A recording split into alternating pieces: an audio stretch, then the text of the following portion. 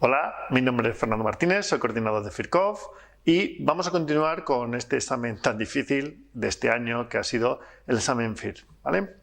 Empezamos con algunas preguntas de micro que vamos a ir comentando. Empezamos con la primera. Pregunta 21. ¿Cuál de las siguientes respuestas es correcta respecto al virus SARS-CoV-2? ¿Es un virus ARN bicatenario de simetría helicoidal? ¿Reconoce el receptor humano AC2 enzima convertido a la angiotensina? 2. El gen estructural S es idéntico al del virus del SARS-CoV-1. Pertenece a la familia Orthomyxoviridae. Bien, pues una pregunta del COVID, famosa. Como sabéis, el virus del COVID, el famoso virus del COVID, es un coronavirus. Por lo tanto, la última respuesta es falsa. Es de la familia Coronaviridae. Bien. ¿Qué tiene? Pues tiene un ADN, perdón, no es un ADN, es un ARN monocatenario. Ese es además positivo, es decir, la primera respuesta que nos habla de bicatenario también es falsa. También encontramos pues, proteínas típicas del virus del COVID, como son la proteína N de la nucleocápsida, del ARN, proteínas de la cápsula, como por ejemplo proteína M, proteínas HE, hemaglutinina, similar al virus de la gripe, ¿no? ¿Y qué más?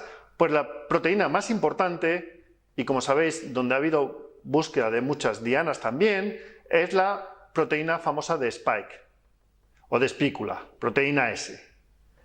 Esta proteína evidentemente no es exactamente igual que la del SARS-CoV-1, por lo tanto, esta respuesta también es falsa. Esta proteína de Spike era justamente llave cerradura la que se une a la ACE, que lo tenéis ahí en inglés, que es la enzima conversora de angiotensina 2, al receptor de ACE2. Como sabéis, sistema renina-angiotensina, angiotensina 2, se une a estos receptores y son receptores que están muy expuestos en cantidad, además, en personas mayores, por eso a nivel pulmonar, por eso también los efectos en personas mayores y demás.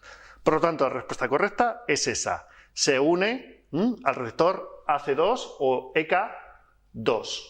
Bien, pasamos a la siguiente pregunta. Pregunta 22. ¿Por qué es difícil el aislamiento microbiológico de Francisella tularensis? Solo crece en anaerobios tras una incubación prolongada, necesita de cultivos enriquecidos con cisteína, etcétera, etcétera. Vale, pues este microorganismo, Francisella tularensis, produce la famosa tularemia. Bien, tularemia. Y es una pregunta bastante difícil porque no es un microorganismo típico y además pues saber en qué crecía. Es una bacteria que crece en medios prolongados durante mucho tiempo y en algunos casos, por ejemplo, en agar chocolate puede estar hasta 12 días y en medios ricos en grupos tioles, en grupos sulfidrilos. Por lo tanto, en cisteína o su dímero, que es la cistina.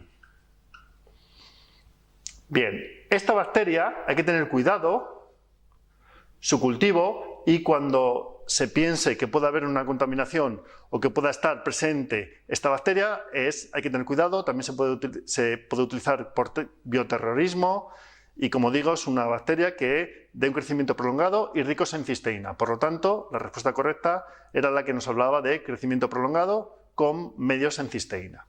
Bien. En el cultivo de un aspirado bronquial tras 24 horas de incubación a 37 grados centígrados se observa crecimiento en agar McConkey. Las colonias son oxidasa positivas y presentan pigmentos verdes. ¿Cuál será la identificación presuntiva? Staphylococcus aureus, Escherichia coli, Pseudomonas aeruginosa, Acinetobacter baumannii. Bien, en este caso también tenemos una pregunta un poco complicada, ¿no? Bueno, están diciendo que la muestra de vías aéreas, por lo tanto, nos puede dar una primera pista.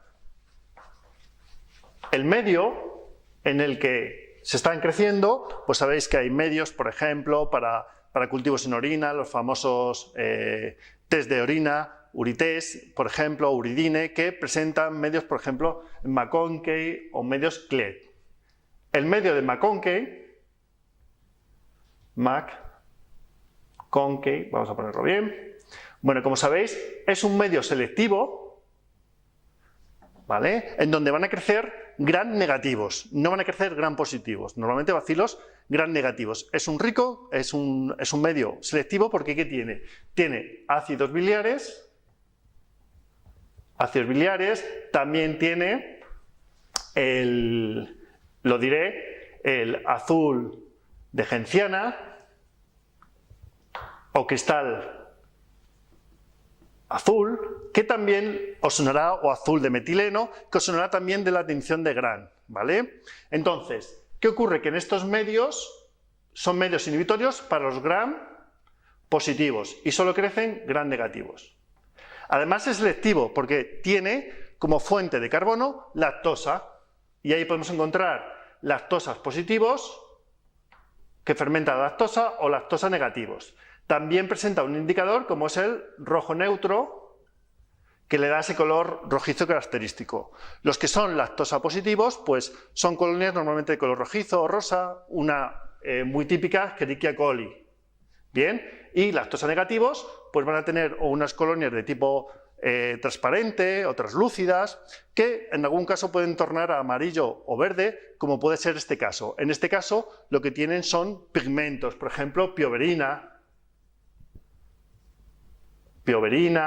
pionacina o alguno más. Bueno, entonces, ¿qué es lo que ocurre? Que de los microorganismos que tenemos, Staphylococcus aureus no nos vale porque es gram positivo. Y luego tenemos Escherichia coli, es gram negativo, pero es oxidasa negativo, por lo tanto esa no es la respuesta correcta.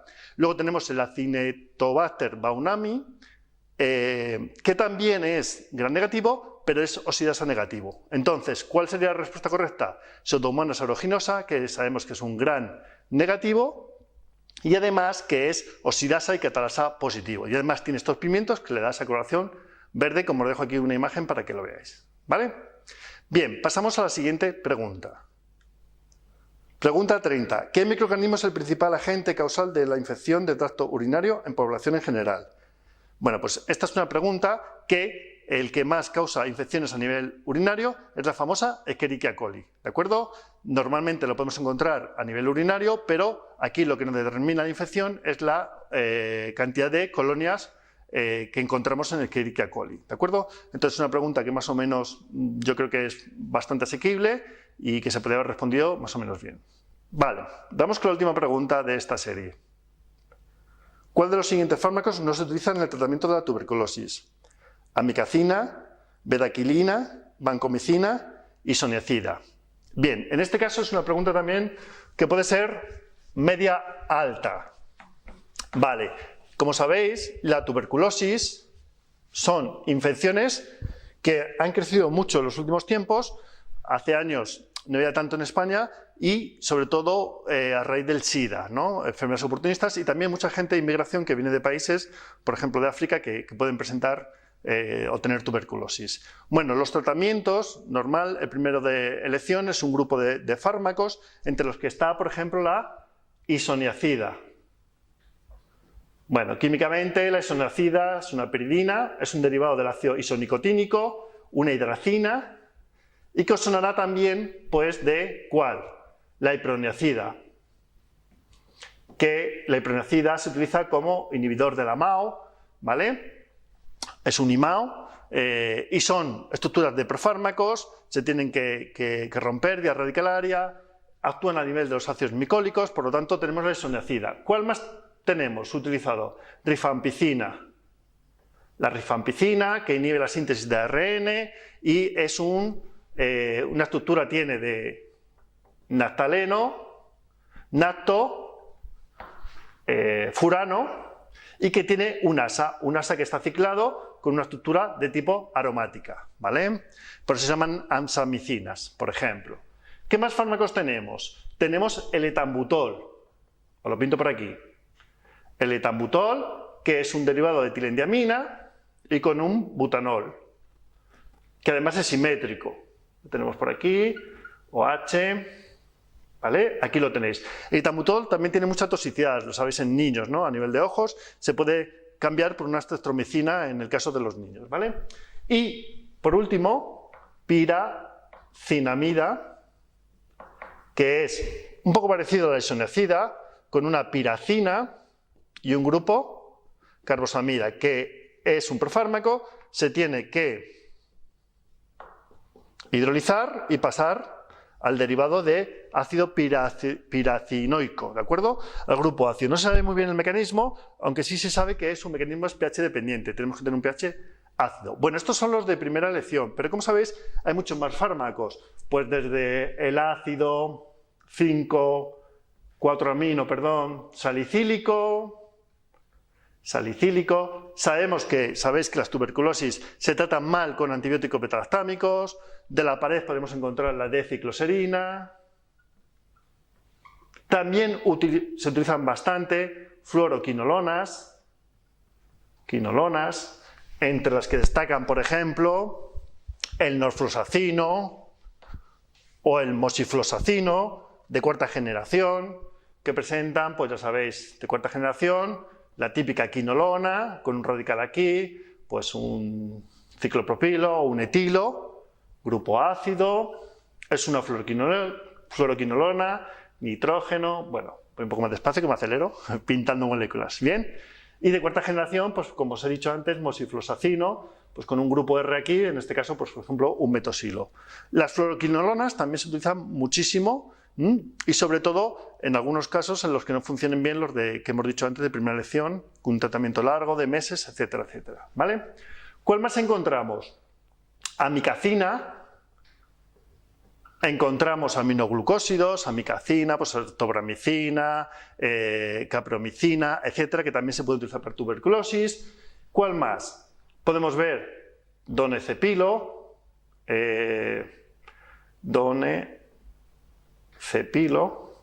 ¿vale? Que es un fármaco, que me estoy liando, me sonaba el donecepilo y no, donecepilo es para Alzheimer, ¿vale? Famoso. Linezolido. Bien. Además, que se me haya olvidado esto, es para matarme, porque tengo alguna publicación con la síntesis del linezolido, que lo podéis encontrar, ¿vale? Pues el linezolido es un compuesto que es un derivado de osazolina, tiene esta estructura, ¿vale? A ver si lo pinto bien, sí, me lo sé, flúor, por aquí tiene un morfolino, ¿vale? Y por aquí tiene esto por aquí, NHCOCH3. Bueno, pues como veis, los derivados de osazolidinona, ¿sí? Como el linezólido, ¿de acuerdo? Y por último, sobre todo el linezólido se utiliza mucho cuando hay resistencias, y uno de los fármacos que aparece ahí, que es la bedaquilina. Bedaquilina, que es un compuesto derivado, a ver si tengo un hueco por aquí, bueno, pues un derivado de diarilquinolina.